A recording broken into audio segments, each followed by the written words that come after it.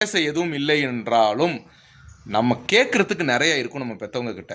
ஓகேங்களா? அதனால நமக்கு தான் பேச ஒன்றுமே இல்லையே, நம்ம அம்மாவுக்கு அப்பாவுக்கு எல்லாம் என்னத்தை ஃபோன் பண்ணி பேசிக்கிட்டு அப்படின்னு நினைக்கக்கூடாது யாராக இருந்தால். அதுக்காக உங்கள் பையன் இப்போ ஃபோனே பண்ணல ரொம்ப வருத்தப்படுங்க அப்படிலாம் கேட்காதீங்க. ஒரு நாளைக்கு காலையில் 7:30 ஃபோன் போட்டுருவான் நிதின்னு. நான் போடுறேனோ இல்லையோ ஃபோன் போட்டுடுறான். சாயந்தரம் மத்தியானம் காலேஜ் விட்டு வந்ததோட ஃபோன் போட்டுட்டு படுக்க போறதுக்கு முன்னாடி சாப்பிட்டீங்களா, என்ன பண்றீங்க, என்ன மாதிரியே பேசுறான்றது எனக்கு ரொம்ப சந்தோஷமா இருக்கு. சொல்லி எல்லாம் கொடுக்கல, நீ எங்களுக்கு ஃபோன் பண்ணுன்னு சொல்லி எல்லாம் கொடுக்கல.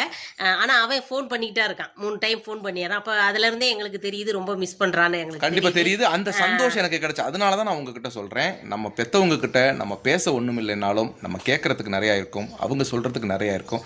அதனால ஒரு நாளைக்கு ஒரு டைம் ஆச்சும் நம்ம பெத்தவங்களுக்கு கால் பண்ணி எப்படி இருக்கீங்க, சாப்பிட்டீங்களா, நல்லா இருக்கீங்களா அப்படின்ற ஒரு 4 வார்த்தையை மட்டும் கேளுங்க.